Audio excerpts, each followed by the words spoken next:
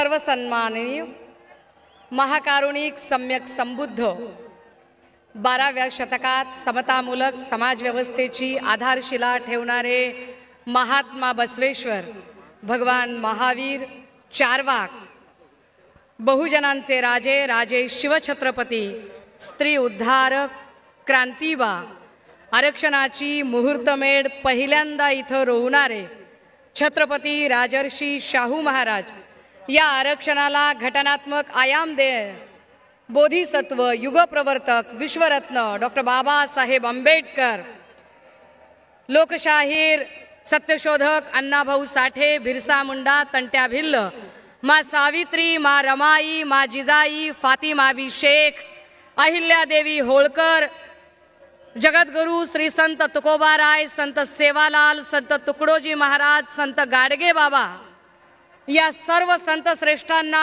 अभिवादन करत, ज्यांनी रक्ताचं पाणी करून आणि हाडाचं काळं करून ही शिवसेना मराठी माणसाच्या हितासाठी घडवली वाढवली, त्या वंदनीय बाळासाहेबांच्या आशीर्वादाने आणि त्यांच्याच विचारांवर चालणाऱ्या सन्माननीय पक्षप्रमुख उद्धव साहेबांच्या आदेशाने मी आपल्या सगळ्यांच्या समोर आज उभी आहे। आपल्या सगळ्यांना आज अशोका विजयादशमी, धम्मचक्र प्रवर्तन दिन तथा दसऱ्याच्या मनपूर्वक लक्ष लक्ष शुभेच्छा।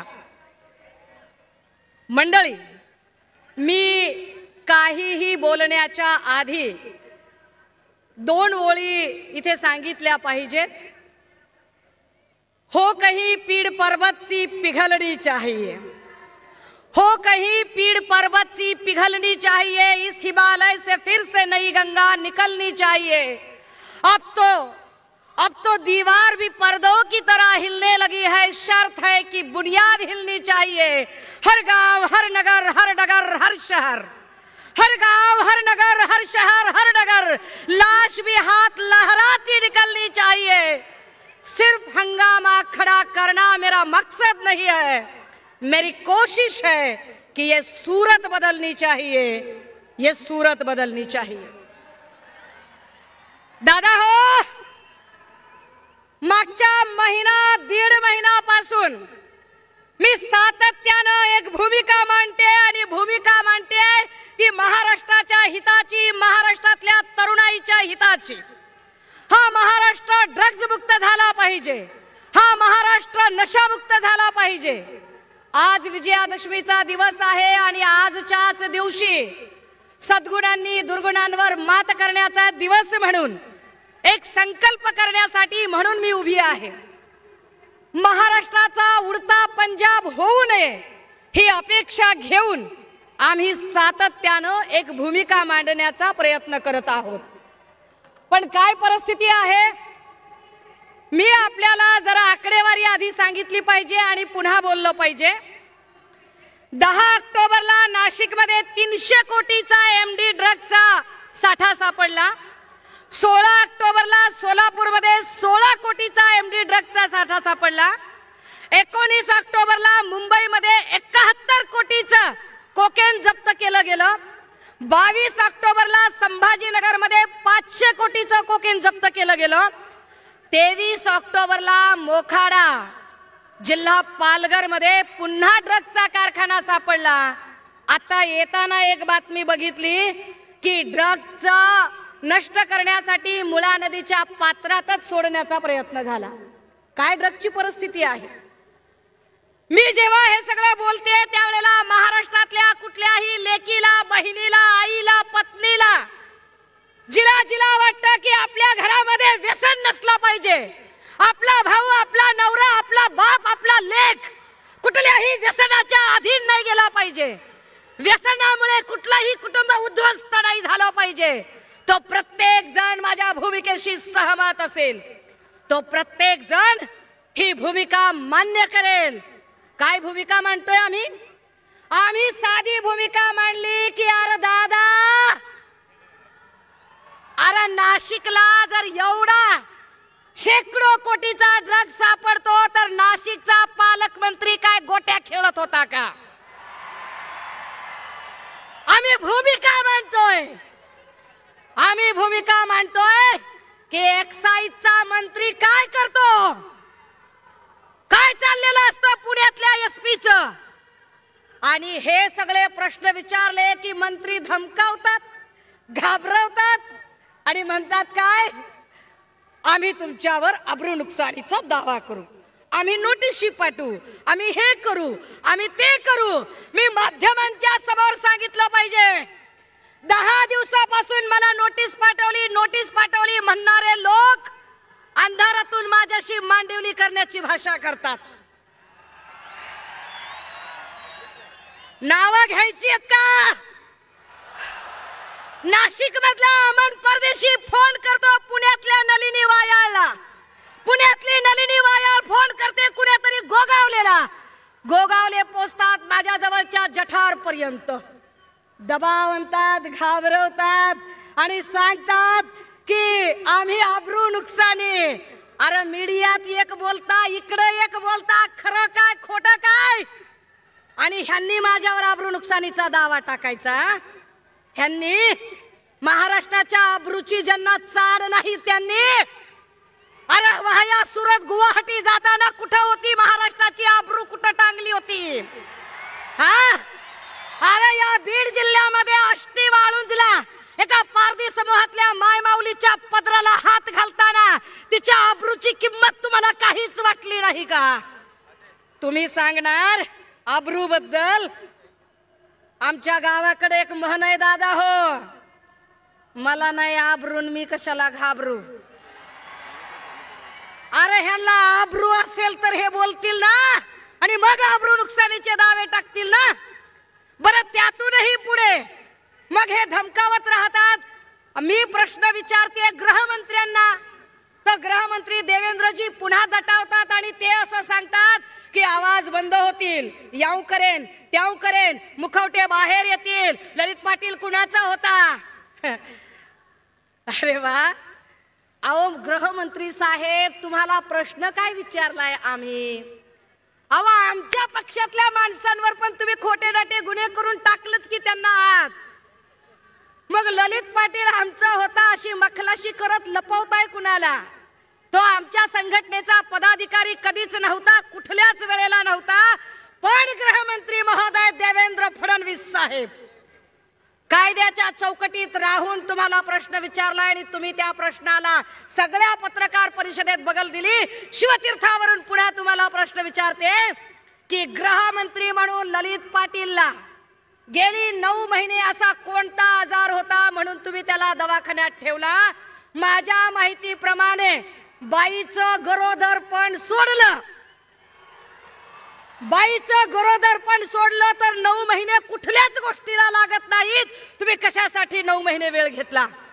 कारागृह अधीक्षिका स्वाती साठे यांनी कुणाच्या सांगण्यावरून त्याला पाठवला होता? मेडिकल सुप्रिटेंडेंट अजय टावरे त्यावेळेला काय करत होता? अजय टावरे मेडिकल सुप्रिटेंडेंट हा किडनी रॅकेटचा प्रमुख आरोपी, हा तिथे काय करत होता? माझ्याकडे माहितीचा साठा आहे, बात निकलेगी तो दूर तलक जाएगी. मी पुन्हा सांगते, इथे पक्षाचा प्रश्नच नाहीये. पक्ष, संघटना, जात, धर्म हे सगळं बाजूला ठेवा, पण महाराष्ट्रातला तरुण व्यसनाधीन झाला नाही पाहिजे ही भूमिका आम्ही घेतोय. आणि ही भूमिका मी एक आई म्हणून, एक शिक्षिका म्हणून घेतेय. तर मला घाबरवायला पुन्हा देवेंद्रजी अजून काही लोकांना पुढे करतात. खरं तर देवेंद्रजींना लोक चाणक्य म्हणतात बरं का, मला काही ते चाणक्य अजिबात वाटत नाही. आईला अहो चाणक्य म्हणजे माणसं घडवणारा असतोय हो, चाणक्यानं माणसं घडवायची असतात. उदाहरणार्थ बघा तुम्ही, समजा पवार साहेब आहेत, पवार साहेबांनी कुणाला घडवलं? प्रफुल्ल पटेल असतील, हसन मुश्रीफ असतील, वळसे पाटील असतील, दस्तूरखुद्द अजित दादा असतील, त्यांना घडवलं. वंदनीय बाळासाहेबांनी कुणाला घडवलं? आढळराव पाटील असतील, चंद्रकांत खैरे साहेब असतील, अनिल देसाईजी असतील, भास्कर जाधव असतील, संजय राऊत साहेब असतील, अरविंद सावंतजी असतील, अगदी आमचे पक्षप्रमुख सन्मान्य उद्धव साहेब असतील, या सगळ्यांना घडवलं. देवेंद्रजी तुम्ही कुणाला घडवलं? देवेंद्रजींनी कुणालाच घडवलं नाही.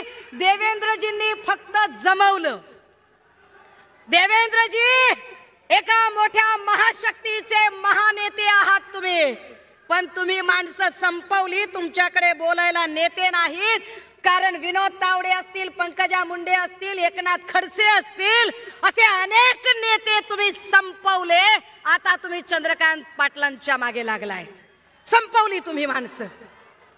ते देवेंद्रजी, मला तुम्हाला अजून एक प्रश्न देवेंद्र साहेब विचारायचा आहे. अहो, तुमची एवढी मोठी महाशक्ती आहे, तुमचं संघटन फार मोठं आहे, दिल्ली पासून गल्ली पर्यंत तुमचीच सत्ता आहे. तुमच्याकडे जिल्हा आघाडी, महिला आघाडी, युवा आघाडी, 12 भानगडी, बूथ प्रमुख, पन्ना प्रमुख, सगळं सगळं सगळं आहे.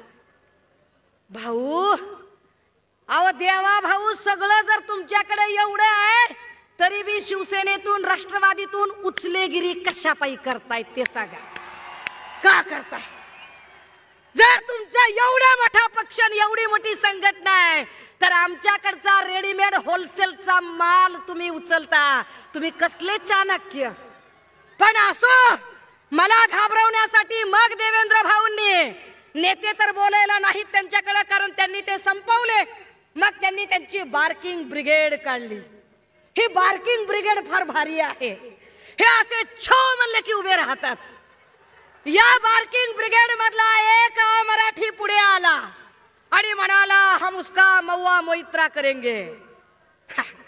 अरे मला सन्मान वाटला मला महुआ मोइत्रा म्हणल्यावर. परंतु बार्किंग ब्रिगेड मधला हा मराठी माणूस देवेंद्र फडणवीस साहेब, तुम्ही महाराष्ट्र नासवलाय. कारण महाराष्ट्रात राहून, महाराष्ट्राचं खाऊन, महाराष्ट्रातल्या लेकी बाळींना धमकावण्याची हिम्मत एका अमराठी माणसामध्ये तुमच्यामुळे येते. तुम्ही केलं हे पाप.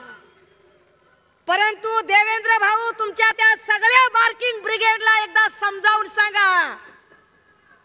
सुषमा अंधारे म्हणजे शिस्तीत राहा बेट्या, उडू नको ज्यादा, मी अंगार भंगार नाही र. चळवळीतनं आलेली पोरगी आहे, बाबासाहेबांचं बाळकडू घेऊन आलेली आहे.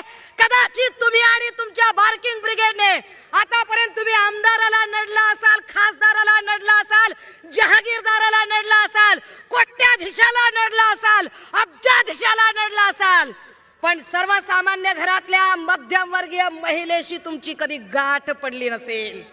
मी सर्वसामान्य वर्गातली मध्यमवर्गीय महिला आहे आणि होय होय, मी महाराष्ट्रातल्या सगळ्या लेकी बाळींच्या कुटुंबांचा, त्यांचे संसार उद्ध्वस्त होणार नाहीत व्यसनामुळे, म्हणून सन्मान्य पक्षप्रमुखांच्या आदेशाने हा ड्रग्ज मुक्त महाराष्ट्राचा लढा लढेन. देवेंद्र भाऊ, एवढं बोलल्यावर तरी अपेक्षा आहे की गृहमंत्री म्हणून सगळ्या आघाड्यांवर तुम्ही सपशेल फेल ठरलेले आहात. किमान या मुद्द्यावर तरी टोलवा टोलवी न करता, टेनिस बॉल न खेळता तुम्ही सरळ सरळ प्रश्नांची उत्तरं द्याल. माझ्याकडे बोलण्यासारखे अजून खूप मुद्दे आहेत, मात्र अनेक वक्ते माझ्यानंतर बोलणारे आहेत. फक्त एक गोष्ट जाता जाता, की मागच्या वर्षी या मंचावर एक खुर्ची रिकामी होती. ती रिकामी खुर्ची आज सन्माननीय संजय राऊत साहेबांच्या उपस्थितीने इथे चैतन्यमयी झालेली आहे. दादा हो, मागच्या वर्षी आपण राऊत साहेबांच्या आठवणीत गमचे भिरकावले होते, गमचे. आज राऊत साहेब असताना एकदा दाखवूया हे राऊत साहेबांच्यासाठी आपण काय आहोत ते. निष्ठेचा वस्तुपाठ असणाऱ्या सन्मान्य संजय राऊत साहेब आणि सन्मान्य पक्षप्रमुख हे सगळेच आमचे आदर्श आहेत. थांबते, रजा घेते. जय महाराष्ट्र, जय भीम.